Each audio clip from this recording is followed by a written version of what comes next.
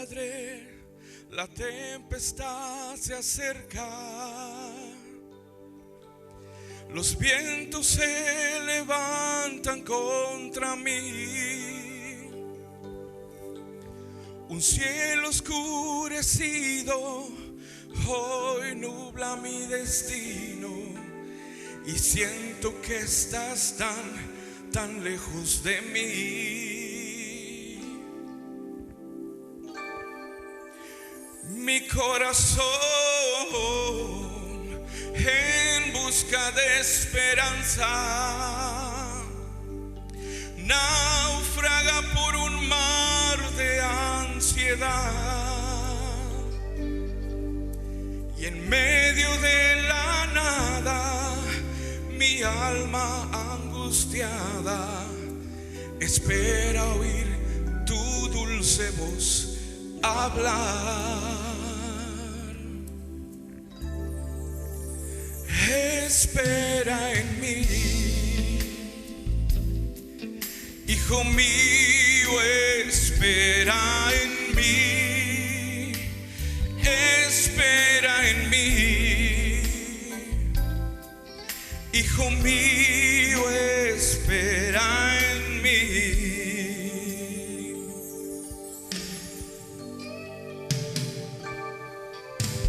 Padre, ¿no ves que estoy cansado de un mundo que me ofrece solo afán? Necesito en mi alma tu paz, tu dulce calma. Si todavía me puedes escuchar, oh Padre, me muero en el silencio, mi vida llena de desilusión. Solo en ti yo espero poder hallar consuelo, más que nunca muéstrame tu amor.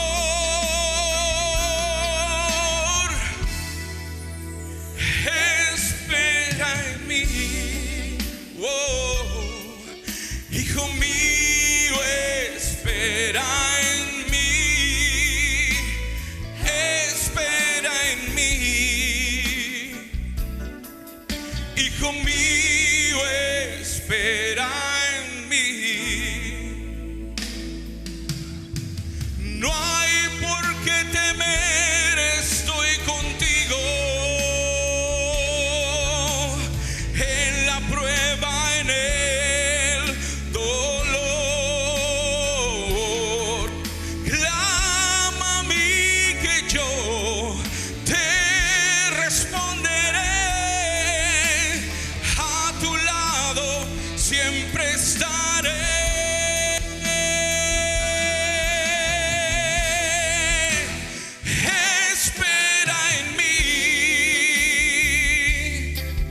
Hijo mío, espera en mí, espera en mí, hijo mío, espera en mí, espera en mí, oh, hijo mío, espera en mí. Yo soy tu Dios, nunca te dejaré. Oh, te alabamos, Señor. Espera en mí, hijo mío, espera en mí. Lo que sea que estés pasando, espera en el Señor. Él sabe el tiempo perfecto. Él sabe lo que... Aleluya.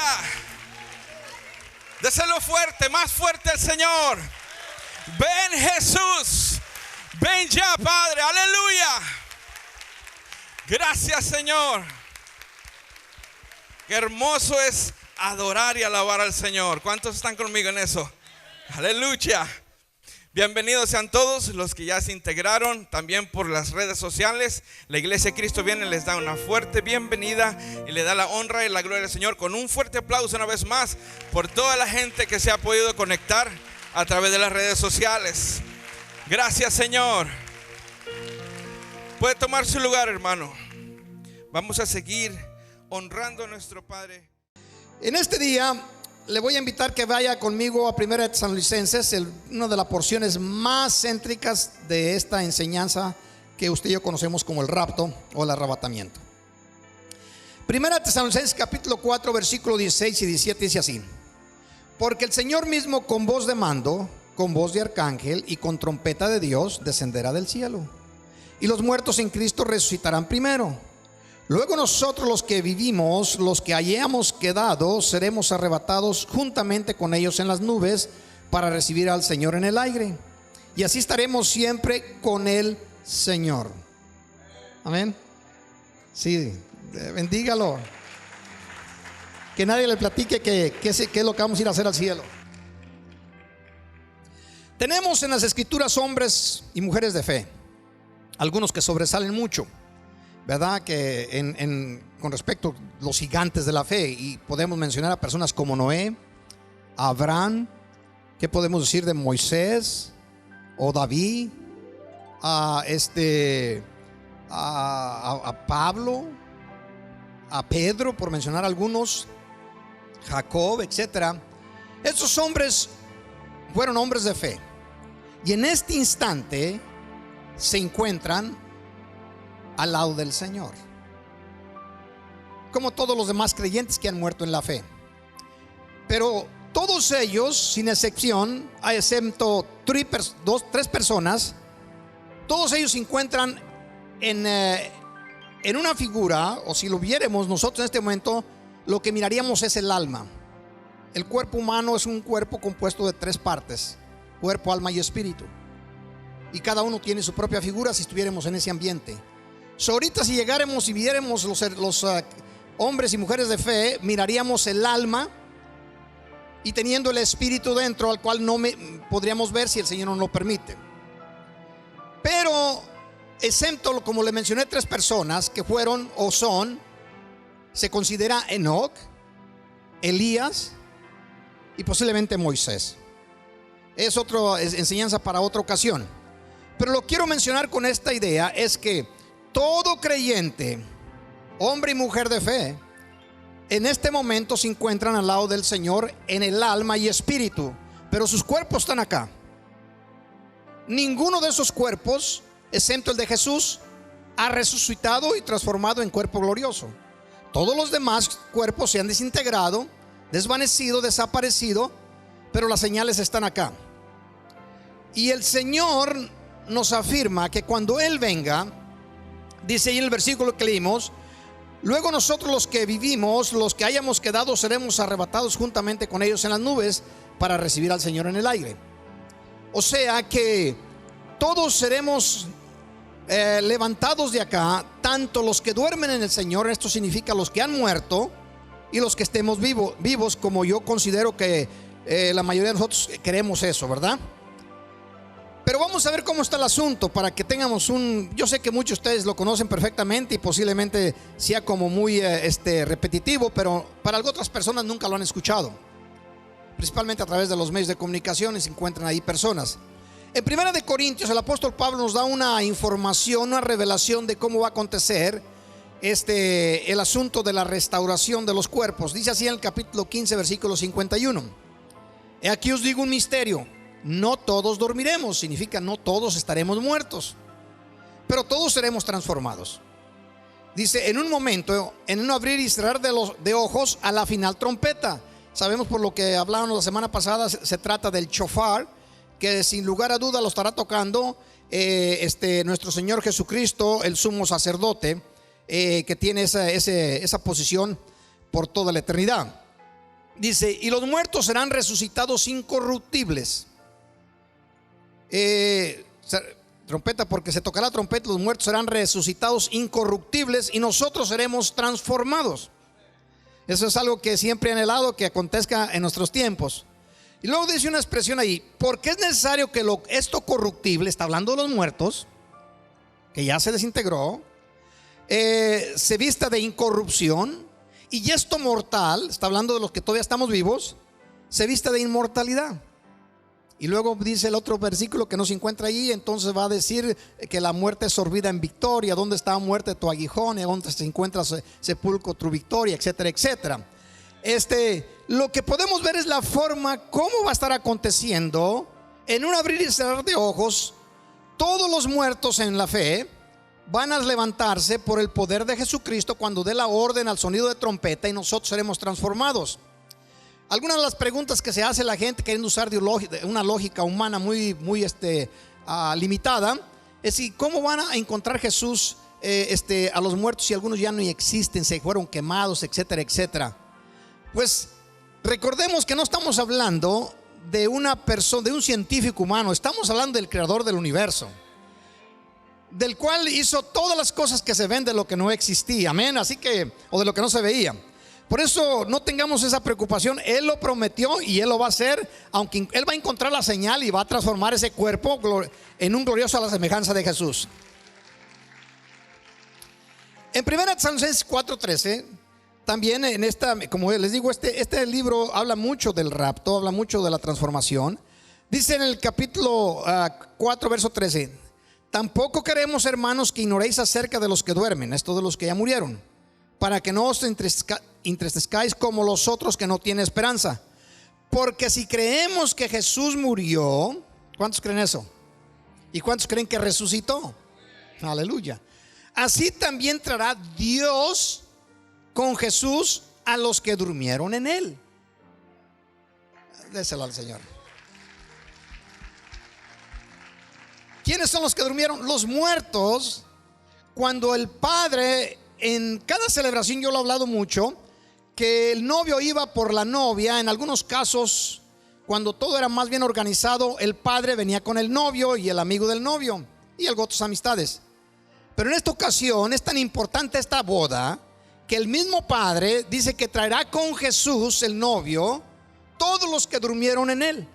Significa que desde Adán hasta el momento en que suene la trompeta, todas las personas que murieron en Cristo, que murieron en la fe, vendrán en su cuerpo, alma y espíritu. Y vendrán esa multitud. Al sonar la trompeta, se levantan los cuerpos de esas personas que vienen de arriba para unirse en un cuerpo trino. Nosotros seremos transformados aquí en la misma tierra y nos unimos a los que resucitaron y juntos nos encontramos con el Señor. Ahora, Jesús vendrá a la tierra 2 veces. Esto es algo que muchas personas a veces se confunden. La Biblia enseña que Él vendrá 2 veces, y realmente la primera ni viene a la tierra, y es hablando del rapto. En la primera nos encontramos con Jesús en el aire. Él no pisará la tierra. En la segunda, Jesús pisará la tierra, y hay una diferencia de tiempo, y les soy exacto porque la Biblia lo enseña, de 7 años 9 días. La diferencia de la primera venida, que es en el aire, a la segunda, que será cuando Jesús ponga su pie en el monte de los olivos, como lo dice el profeta Zacarías, que en un momento le estaremos dando lectura. La primera, el rapto, el cual estamos esperando nosotros, el rapto de la iglesia. Si usted quiere conocer con detalle, paso a paso, en muchas de las cosas, usted lea la escritura en el libro de Génesis, donde está hablando de una boda, la boda de Isaac con Rebeca. Y esa boda es paralelo en forma simbólica al retorno de Jesús por la iglesia. Recuerde que Abraham dijo a su siervo Eliezer que fuera a la tierra de Harán allá con sus parientes, a que le trajese esposa a su hijo Isaac. Dijo: no me le vayas a permitir que se una con una mujer de estas cananeas que hay acá, con una del mundo. Ve a mi gente, al pueblo que es creyente, y de allá me traes una esposa para mi hijo. El hombre, usted ya conoce la historia. Eliezer se juntó sus camellos y preparó todo lo que necesitaba llevar, regalos, etcétera, etcétera. Eliezer es un tipo del Espíritu Santo. Se fue hasta la tierra de Harán, cerca del río Éufrates, Y la historia es muy bonita. Dios lo prosperó, se encontró con Rebeca, le da alhajas, que es un tipo de lo que el Espíritu Santo nos da a la iglesia, los dones, etcétera. Y luego le hace la oferta cuando ya se reúnen con el papá de Rebeca, y le hace la oferta que si le gustaría dejar a su hija ir a casarse con Isaac. La muchacha aceptó sin ninguna interrogante. Y cuando el suegro, que en este caso el papá de ella, miró las alhajas y los pendientes y todas esas cosas de oro y de piedras preciosas, también se fue de boca y dijo: seguro que sí, llévatela. Bueno, lo que acontece es que esta muchacha se prometió unirse a un hombre que lo que conocía de él era que era un hombre rico, un hombre de la misma creencia, un hombre que era heredero de la tierra de Canaán, pero nunca lo había visto. Y dice que se montó conforme la historia que nos está hablando. Ella, Labán quería que sacara un tiempo más a ver qué le podía sacar al siervo, pero dijo: no, ya, dámele, ya me voy. Y se fue. Pero hay algo muy interesante que usted y yo debemos ver. Veamos en toda la historia, es en el capítulo 24 del libro de Génesis, todo lo que está aconteciendo. Rebeca viene con Eliezer, que es un tipo del Espíritu Santo, y Rebeca es un tipo de la iglesia. Vienen montados en sus camellos, y a la distancia ella ve a esta persona, a este joven, y le dice en el capítulo 65 el versículo 65 del capítulo 24: ¿quién es este varón que viene por el campo hacia nosotros? Y el criado había respondido: este es mi señor. Ella entonces tomó el velo y se cubrió. ¿Qué es el simbolismo? Que el encuentro de Rebeca, de la iglesia, con Isaac o con Jesús no se llevó a cabo en ninguna de las casas de los participantes. No se llevó a cabo en la casa de Isaac, ni tampoco en la casa de Rebeca. Dice que se vieron en el campo, simbolizando lo que ya Dios había previsto, de que en el futuro, cuando Cristo se casare con la iglesia, su encuentro sería en el campo, o en un lugar fuera del control de la casa de la iglesia o de la casa de Jesús, en este caso el cielo. Es por eso que Pablo lo pone: nos encontraremos con él en las nubes o en los aires. Viendo el paralelo, nos motiva mucho a nosotros que Dios está bien, en una forma bien ordenada, de todo lo que ya está preparando para el encuentro de nosotros con él. La segunda venida de Cristo, después de eso, se lleva un proceso. La Biblia lo enseña, no se extrañe.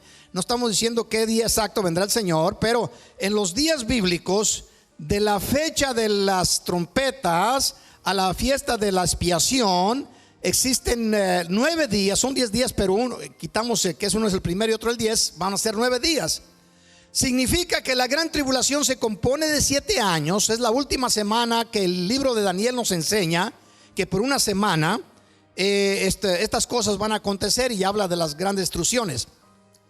Pero después de la iglesia, del rapto de la iglesia, en ese momento yo considero, muchos escritores lo enseñan de la misma forma, allí se cumplen los 6,000 años. En el momento en que la iglesia es resucitada, se cumplen los 6,000 años. Pero luego se pregunta algunos: ¿y qué de los otros 7 años que vienen? Porque los otros 7 años que vienen son de los más terribles que van a existir. Cristo lo pone de esta manera: porque vendrá tribulación cual nunca antes ha existido desde el principio de la creación hasta entonces, ni volverá a existir. Dando a entender que esos 7 años, la Biblia lo enseña como que son los dolores de Jacob, o las angustias de Jacob, hablando de Israel. Puesto que existen esos 7 años, esos 7 años pertenecen al séptimo día, o en este caso al milenio. La pregunta es: ¿por qué empieza con tanta angustia, con tanto terror, con tanta dificultad, con tanta destrucción? Porque si usted estudia la historia, se va a dar cuenta de lo simple que es comprender esto. El pueblo de Israel, Dios le estableció que por 6 días podían trabajar, y el séptimo día tenían que reposar. ¿Estamos de acuerdo? En este caso era el sábado. Y el sábado el pueblo de Israel se reunía para ofrecerle sacrificio a Dios. Y contrario a lo que muchos piensan, que ese día era de los días más hermosos, lo era en su terminación, pero no en su inicio. A las 6 de la mañana era un día de los inicios de los días más terribles que pueden existir, donde se daba a cabo miles de animales que eran sacrificados, aventados al horno de fuego, aquel lugar al altar de bronce. Ahí se quemaban miles de animales.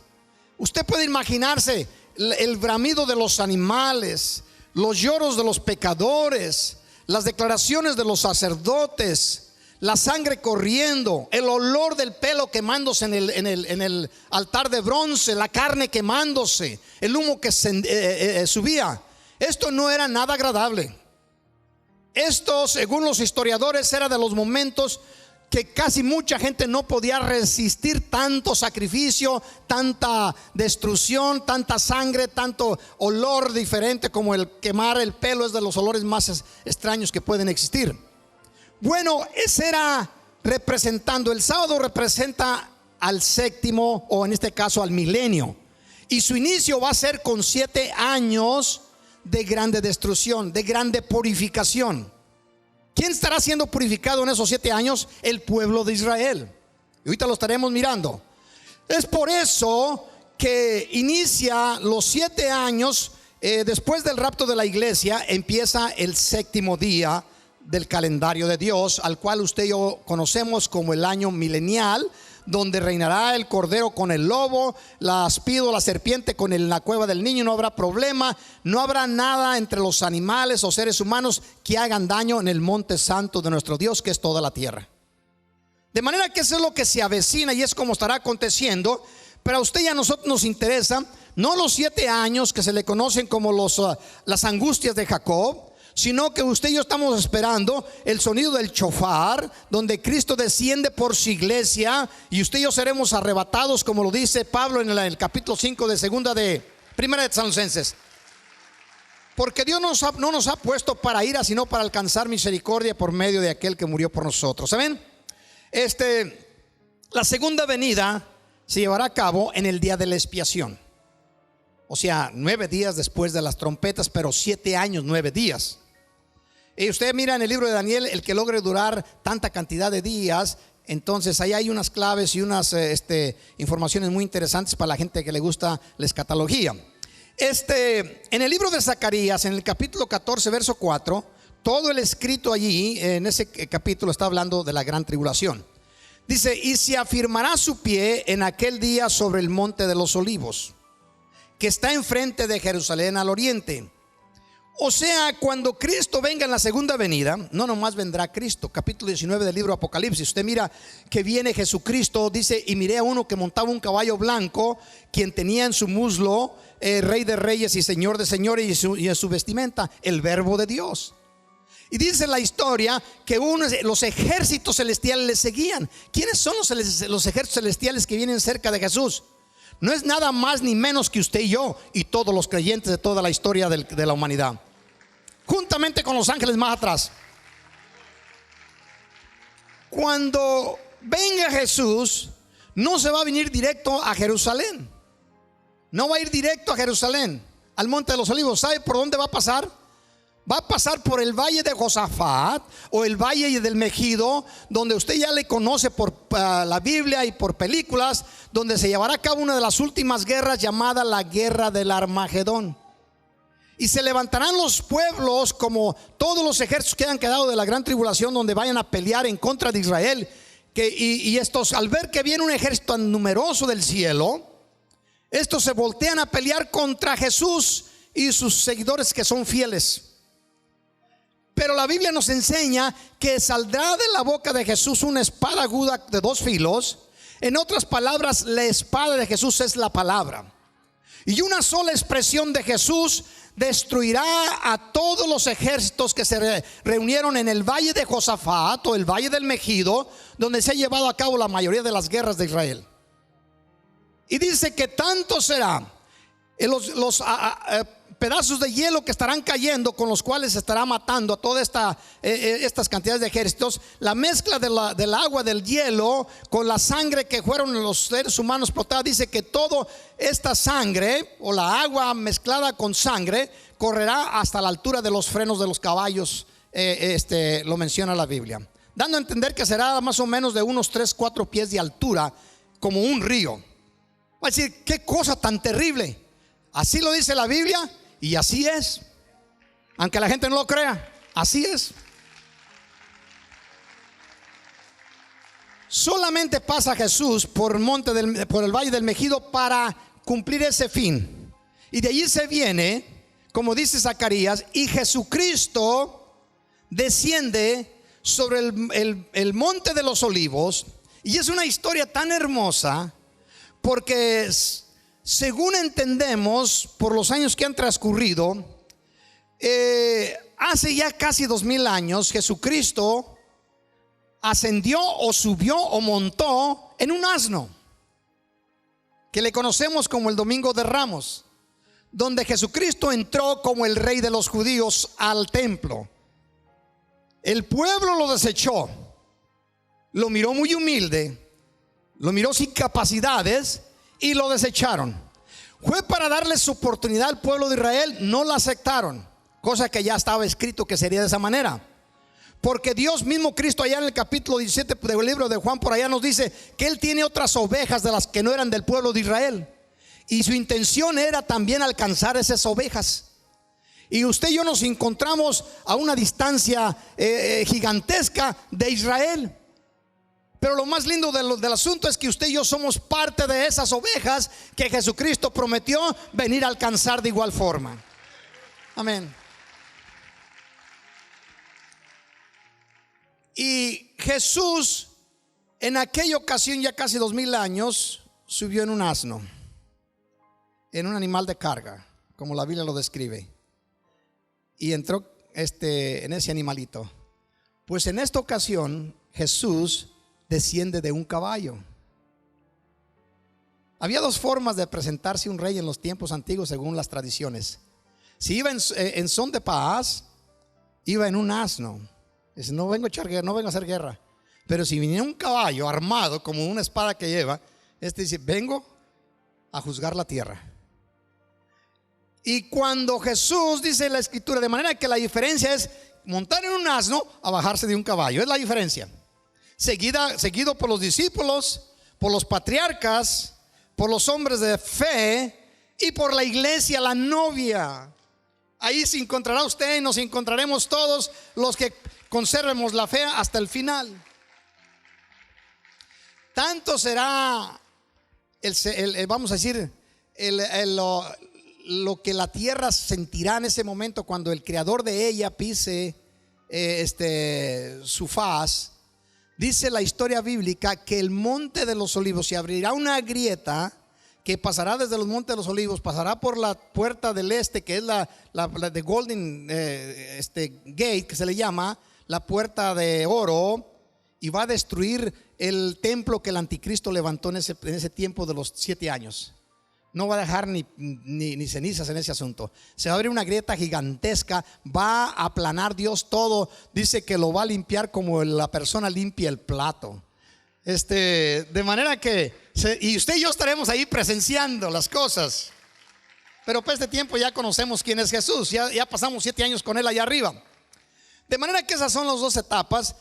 Para que no se confunda la persona cuando esté estudiando del rapto y estudiando de la gran tribulación o la segunda venida de Cristo. El rapto no es segunda venida, el rapto es un encuentro que tendremos en el campo, como lo hizo Rebeca con Isaac o Isaac con Rebeca. En el Evangelio de Lucas, capítulo 12, versículo 37, nos habla el Señor de esas dos venidas. Cuando es uno un poco más, se mete un poquito más en las escrituras, a todo le mira una importancia y todo tiene un significado muy profundo. Dice así: bienaventurados aquellos siervos a los cuales su Señor cuando venga halle velando. ¿Cuántos en este momento se encuentran velando? Recuerde que eso es importantísimo.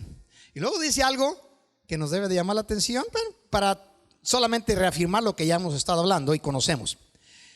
Aunque venga la segunda vigilia y aunque venga a la tercera vigilia, La pregunta que se debe hacer un estudioso de la Biblia es: ¿por qué Jesucristo pone dos vigilias? Como si no supiera a qué horas o en qué vigilia vendría. Como que está tirándolo al azar allí, como un volado. No, Jesucristo está hablando de las dos venidas. Y la primera es en la segunda vigilia. Dice ahí en cuál. En la segunda la vigilia. Y la tercera será, o la segunda venida, el rapto de la iglesia en la segunda venida. La segunda venida de él será, ya me hice bolas, ¿verdad? El rapto es en la segunda vigilia, su segunda venida es en la tercera vigilia. Y aunque venga la segunda vigilia y aunque venga la tercera vigilia, si los hallare así, bienaventurados sois aquellos siervos. Déselo a nuestro Dios, iglesia. A mí me llama mucho la atención todas estas cosas, porque me motiva en la fe de Dios, cómo es específico en todo lo que nos revela. Yo siempre creía que cuando Cristo viniese iba a ser de noche. Entonces yo siempre, cuando me iba a acostar o algo, decía: a lo mejor esta noche, dice, ¿cómo lo vamos a hacer? Estamos dormidos, vamos a ir a la trompeta. Bueno, no se preocupe. Pero está hablando de dos vigilias. El rapto de la iglesia se llevará a cabo en la segunda vigilia, que inicia a las 9 de la noche a las 12. La noche es dividida en 4 vigilias, como también lo es el día. De manera que Jesucristo vendrá entre las 9 de la noche a las 12 de la noche, lo cual me inclino a creer en las 12, por ahorita lo que vamos a leer más adelante. Esto será el rapto de la iglesia. La segunda venida será de las 12 de la noche a las 3 de la mañana, que es la tercera vigilia. Pero la primera a la cual nos estamos enfatizando nosotros es la segunda vigilia. Vamos a decir que venga a las 9 de la noche o a las 12, perdón. Bueno, para ellos va a ser de noche, pero para nosotros va a ser de día. Hasta eso me llama la atención, ¿no? Yo sé que usted, ay pastor, ¿qué tiene que ver? Es que realmente a nosotros no nos tocará de noche. El retorno de Jesús le tocará de noche a Israel y a los pueblos de ese lado. Pero entre Israel y nosotros existen 7 horas de diferencia. Sin de manera que si Jesucristo viene a las 12 de la noche del tiempo de Israel, le quitamos 7 horas, que nos pone que como a las 5 de la tarde. Así que nosotros todavía vamos a andar por allí, vamos a estar comiéndonos la cena o por ahí la última comida del día, cuando de pronto va a sonar la trompeta y se quedó todo allí. ¿Cuántos están contentos por esas promesas de Dios? ¿Cómo será el rapto de la iglesia? Bueno, Mateos capítulo 25 nos da un ejemplo el Señor de los dos tiempos. Siempre lo estudiaba de una manera y lo generalizamos mucho nosotros, pero yo trato de ver del punto de vista en que Jesucristo lo está diciendo. Dice: entonces el reino de los cielos será semejante a 10 vírgenes que tomando sus lámparas salieron a recibir al esposo. 5 de ellas eran prudentes y 5 insensatas. No se sienta mal, pero si usted lo desglosa, se va a dar cuenta que está hablando de las 5, que es una representación de la iglesia, y las otras 5 es una representación de Israel, que no ha querido recibir al Mesías y que va a tener grandes dificultades en el proceso de los 7 años. Pero muchos de sus descendientes van a recibir a Cristo en ese proceso. 5 de ellas prudentes y 5 insensatas. Las insensatas, tomando sus lámparas, no tomaron consigo aceite. La lámpara, recuerde lo que dice el rey salmista: lámpara es a mis pies tu palabra y lumbrera mi camino. Lámpara significa tomaron la palabra en serio, la atesoraron en sus corazones. No nomás la oyeron y fueron oidores y se olvidaron de lo que la palabra decía, sino que la tomaron en serio. Y estas 5 vírgenes es un tipo de la iglesia de la Filadelfia, de la iglesia de fe. Aquella que no está jugando a la religión, o que no está jugando a la iglesita. Aquella iglesia, aquellos miembros de las congregaciones que están esperando en que retorne Jesús. Y nada es más importante para ellos que el retorno de Jesús y estar en gracia con Él, estar velando para cuando Él regrese. Dice el versículo 4: mas las prudentes tomaron aceite en sus vasijas juntamente con sus lámparas. Y tardando el esposo, ¿cuántos consideran que Cristo ha tardado ya? Nadie se anima a decir, pero yo sí creo que ha tardado. Lo digo por muchos de los que creen también de igual forma. Dice: y tardándose el esposo, cabecearon todas y se durmieron. Recuerde que todas las 10 están esperando. Y a la medianoche, por eso les digo yo que Jesucristo vendrá a las 12 en la segunda vigilia, pero en el rapto será a las 12, por lo que dice aquí. Y a la medianoche se oyó un clamor: he aquí viene el esposo, salid a recibirlo. El versículo 7: entonces todas aquellas vírgenes se levantaron y arreglaron sus lámparas. Y las insensatas. ¿Alguno de ustedes conoce a algún creyente insensato? No vaya a decir el nombre de la persona, porque dice: y las insensatas dijeron a las prudentes: danos de vuestro aceite, porque nuestras lámparas se apagan. Danos de vuestro aceite, vuestras lámparas se apagan. Usted estudia la Biblia, se da cuenta que la lámpara tiene que ver con la palabra, el aceite tiene que ver con la comunión con el Espíritu Santo, lo que tiene que ver con la fe. ¿Se ha acercado alguien a usted en el proceso de su vida de creyente a que le ayude, a que le dé fe? Los discípulos lo hicieron con Jesús: aumentanos la fe. Pero usted no puede darle fe ni a su ser más cercano. Usted puede ser el esposo, la esposa, y la fe no se comparte. No se puede. Yo tengo un 30% de fe y tú tienes un 20, te voy a dar 5 para estar a tablas. No trabaja de esa forma. La fe es algo que se recibe, y usted ya lo conoce en Romanos, por el oír la palabra y la palabra de Dios. Significa que la fe viene por el obedecer la palabra. Déselo a nuestro Dios y lo siente en su espíritu.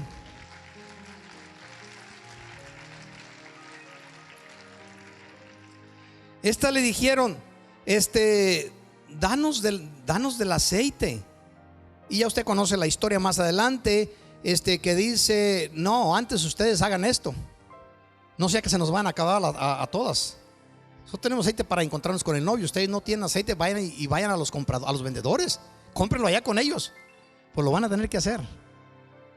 ¿Y quién cree que son esos vendedores? Van a entrar en la gran tribulación.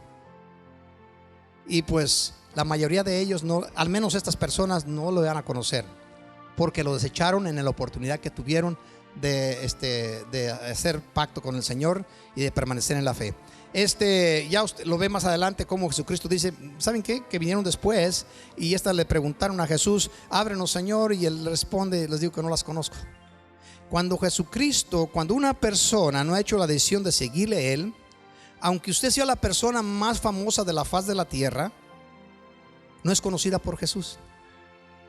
Jesús solamente conoce a aquellos que le dijeron: yo quiero ser tu siervo, yo quiero ser tu sierva, tú eres el Señor. Punto. Encontramos 3 ejemplos en la Biblia de cómo será el rapto. Y los 3 ejemplos se encuentran en los 3 diferentes tiempos. Usted me ha escuchado decir el tiempo de la dispensación, el tiempo de la ley y el tiempo de la gracia, como lo describen la iglesia en estos últimos días, o ya desde que la iglesia inició, lo menciona de esta manera. Vamos a ver el primer ejemplo. El primer ejemplo se encuentra en Génesis capítulo 5, versículo 24, hablando de este hombre Enoc. Y dice así la escritura: caminó pues Enoc con Dios y desapareció porque le llevó el Dios. Esta es el primer manifestación del rapto. Y en esta ocasión nadie vio a Enoc. Dice que desapareció porque se lo llevó el Señor. De manera que encontramos 3 ejemplos. Esto fue en el tiempo o en la era de la inocencia, como se le conoce, o en el primer tiempo, en los primeros 2000 años. En los siguientes 2000 años encontramos otro ejemplo. Y este ejemplo se encuentra en Segunda de Reyes capítulo 2 versículo 1.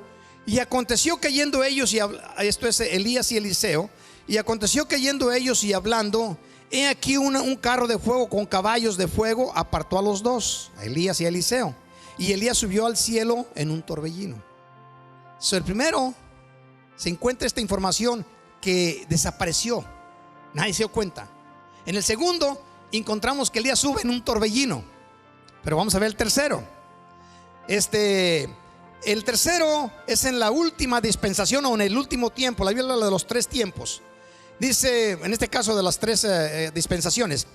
Dice, Hechos capítulo 1 versículo 9. Y habiendo dicho estas cosas, es Jesús estando en el monte de los olivos, ya para despedirse de los discípulos. Y habiendo dicho estas cosas, viéndole ellos, fue alzado. y le recibió una nube que le ocultó de sus ojos. Son las tres formas que encontramos de ejemplos del rapto. La primera, Enoc desaparece. En la segunda, Elías se va en un torbellino. En la tercera, Jesús es alzado y los discípulos lo estaban mirando en una forma más pausada. Encontramos tres formas. Y considero yo que de alguna manera u otra, para muchas personas son las tres formas que experimentarán. No los que se van, sino los que se quedan. Estamos hablando de los que se quedaron. Desapareció, le miró en un torbellino, le miró que ascendió. Los que se quedan acá son los que se darán cuenta. En la primera ocasión, mucho pueblo de la tierra no se dará cuenta, solamente dirán: ¿qué pasó con los aleluyas? Pues ay, desapareció. Algunos dicen: por ahí vino una nave espacial y se los llevó. O se fueron a esconder allá en las cuevas y en el desierto. Total que desaparecieron. Esta va a ser la forma de los primeros, del primer grupo de personas. Desaparecieron los aleluyas. La segunda va a hablar de esta manera. La segunda porción de gente va a hablar de esta manera. Pues como que miramos, estábamos viendo de pronto un viento recio vino y pum, se los llevó a todos y nos dejamos. Así eran pecadores, ya decíamos que eran gente mala. Se los llevó un torbellino, se los llevó un tornado. Vaya usted a saber lo que van a decir.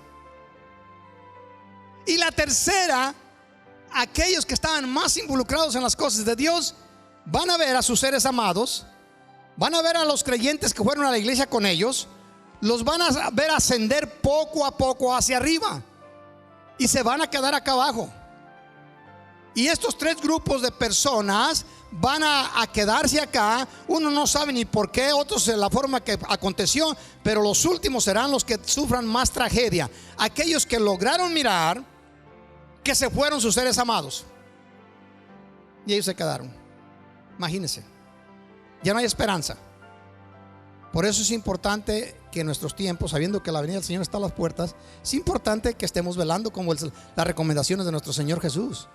Estemos velando. Y esta es una de las recomendaciones que les voy a leer en Lucas capítulo 21 versículo 34. Me termina el tiempo. Dice así: mirar también por vosotros mismos. Ahora sí les voy a invitar que participe conmigo. Si alguien está cerca de usted, dígale: mira por ti mismo.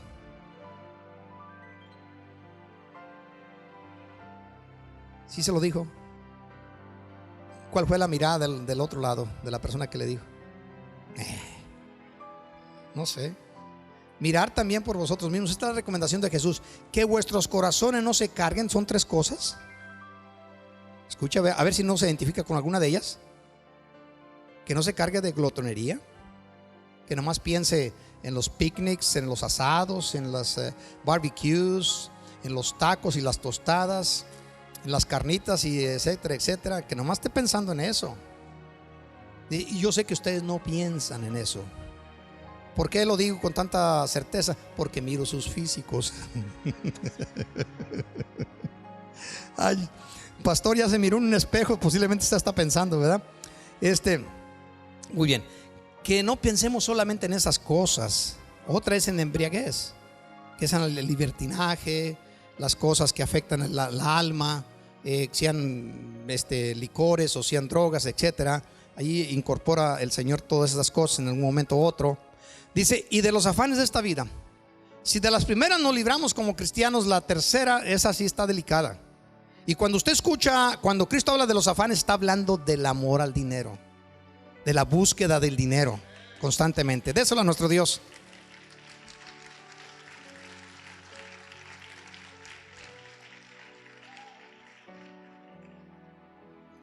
Se lo dijo en una ocasión el Señor a aquella persona. Dice que estaba mirando todo lo que había amontonado en el proceso de su vida y viendo que había hecho unas bodegas y dice, y tenía mucho dinero, y lo dice: ay, ¿qué más hago? ¿Qué más hago? Tengo que hacer algo, pues tengo toda esta cantidad de dinero y voy a tener que ponerlo a trabajar para que me produzca más, etcétera, etcétera. Y dice: se le prendió el foco. Ya sé lo que voy a hacer. Voy a hacer unas bodegas más grandes y las voy a llenar con toda clase de productos. Y ya luego, entonces, ya que esté todo lleno y que esté todo almacenado, entonces me voy a sentar en una hamaca y voy a decir, no, la hamaca no existe ahí, pero bueno, solamente para decir el ejemplo. Dice: y voy a decir: alma mía, muchos bienes tienes para mucho tiempo, así que come, gózate porque tienes abundancia, etcétera, etcétera, para cerrar la conversación. Y luego se oye la palabra de Dios que dice: insensato. Esta noche vienen a pedir tu alma, y todo lo que amontonaste, ¿a quién le va a pertenecer o quién lo va a usar? ¿Sabe que Salomón dice esas palabras? Dice: he visto un mal en la tierra. El mal peor que he visto en la tierra es este: que una persona amontone y amontone bienes y no sabe quién se los va a gastar. Ay. Dice: y venga de repente sobre vosotros aquel día, porque como un lazo vendrá sobre todos los que habitan sobre la faz de toda la tierra. Y luego lo vuelve a repetir, lo vuelve a enfatizar a sus hijos: velad pues en todo tiempo, orando, que seáis tenidos por dignos de escapar de todas estas cosas que vendrán y de estar en pie delante del Hijo del Hombre. Velad y oréis, estén orando.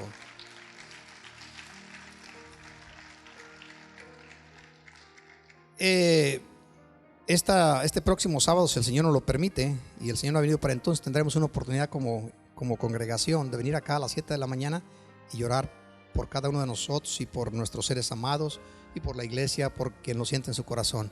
Así que véngase este próximo sábado. Si el Señor no ha venido para entonces, hermanos, no desfallezcamos, no nos olvidemos, más bien, no nos olvidemos de la recomendación de nuestro Señor Jesús, que nos dice: estén velando en todo tiempo, porque no saben a qué horas vendrán a pedirle su alma. Estén velando. Es una recomendación. El día de ayer platicábamos conmigo, estuvimos platicando mucho ahí en la casa, ahí sentados en una banca, viendo a los niños jugar, y hablábamos de cómo será la situación aquellas personas que estuvieron y tuvieron oportunidad en una iglesia de servir al Señor y al final se deludieron, se apartaron, se olvidaron. Cuando inicie la eternidad y se encuentren separados de Dios, ¿cuál irá a ser sus pensamientos? Nomás imagínense el ir a dar un lugar donde Cristo lo describe en una forma terrorífica, donde el fuego no se apaga, el gusano no muere, y ahí sigue la persona por toda una eternidad. Eso es algo difícil de nosotros con nuestra mente poderlo armar allí, poderlo encontrarles respuesta. Apartados del Señor y en lugar de tormento por la eternidad. Usted y yo tenemos la oportunidad y el honor dado por nuestro Dios más grande del mundo, el que usted y yo seamos llamados hijos de Dios. Seamos llamados sus hijos. Le invito a que se ponga de pie mientras pasa por aquí el grupo. ¿Cómo será el rapto de la iglesia? Estuve meditando algunas cosas que posiblemente les ayuden a algunos de ustedes para meditarlo un poquito más profundo. El asunto es que yo sé que se ha venido hablando esto. Pedro mencionó que algunos decían por ahí: si desde que nuestros padres murieron todas las cosas permanecen igual. Y Pedro les responde por la inspiración del Espíritu Santo: estos ignoran voluntariamente que los cielos y la tierra que en este momento existen fueron creados por la palabra de Dios, y que los cielos y la tierra que existen ahora están reservados para el gran día del Señor, en el cual todos los elementos ardiendo pasarán y serán consumidos. Y lo está hablando Pedro, de manera que todo esto que se ha venido predicando por ya casi 6,000 años, hermanos, todo se va a cumplir. Yo sé que de 2000 a 2000 años es una distancia muy grande, difícil de poder conservar memoria, aunque tengamos tantos libros para hacerlo, porque es una eternidad. 2000 años es mucho. Pero según todo lo que está aconteciendo, y las cosas se van a acelerar, déjeme decirle que los próximos, si el Señor no viene en cualquier momento, los próximos 5 o 7 años se van a acelerar muchas cosas en la tierra. Muchas. Usted mirará. Ahorita los pueblos andan desesperados por iniciar con lo que le conocen ellos como la nueva era, the new era, donde están luchando y peleando para cambiar las monedas a una forma digital, cosa que ya se está usando, preparándonos para las marcas del anticristo y esas cosas que la Biblia dice en el capítulo 13 de Apocalipsis. Estamos tan cerca del rapto de la iglesia como no tenemos idea. Sí existe la posibilidad que nos vayamos a través de la tumba, que estemos errados y que esto se alargue un poco más, pero todas las cosas que vemos y las cosas que se nos enseñan, la historia que conocemos, nos indican que estamos a las puertas. Por eso en esta mañana yo te invito a que con una estrofa adoremos a nuestro Dios y le demos gracias. Si sientes en tu espíritu venir al altar, hazlo con la libertad que Dios te ha dado. Preséntale tu causa, sea de agradecimiento, de petición, de necesidad, de dolor, cualquiera que sea la condición en la cual tú te encuentres en este momento. Practícalo, acostúmbrate a hacerlo, porque son momentos especiales donde tú en fe adelantas unos pasos para decirle al Señor: te amo. Mientras Ismael con el grupo nos ayuda con una estrofa, adorémosle unos momentos. Te adoramos, Señor. En la unión de Isaac con Rebeca, esta joven dice que al verle descendió de los camellos y se puso su velo. Son todos simbolismos, dando a entender a la iglesia que te guardes del mundo. Sí, Eliezer ya le conocía el rostro a Rebeca, pero el novio Isaac no se lo conocía. Mucha gente conocerá algunas cosas que no están muy bien quizás alineadas, pero cuando te presentas delante de tu Señor, delante de Jesús, hazlo de corazón. Acércate a Él con sinceridad, con amor.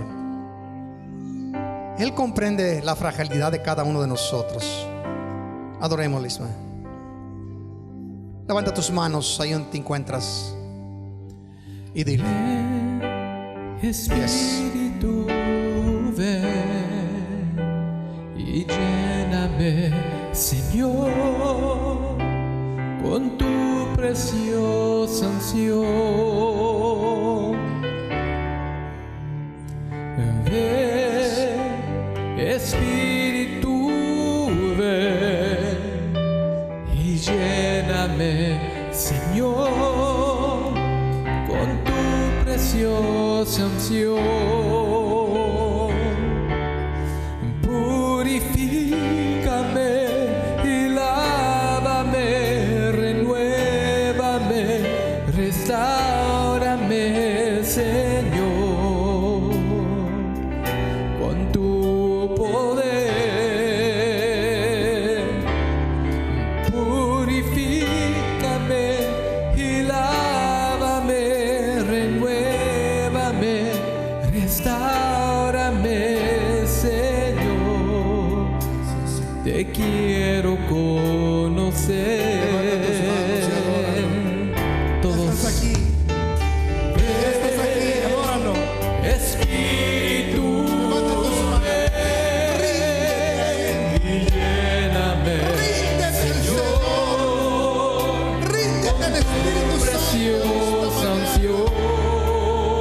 Y dile: Señor, quítame lo que me estorba y ponme lo que me hace falta. Espíritu, ven Gracias, y Espíritu Santo. lléname, Señor,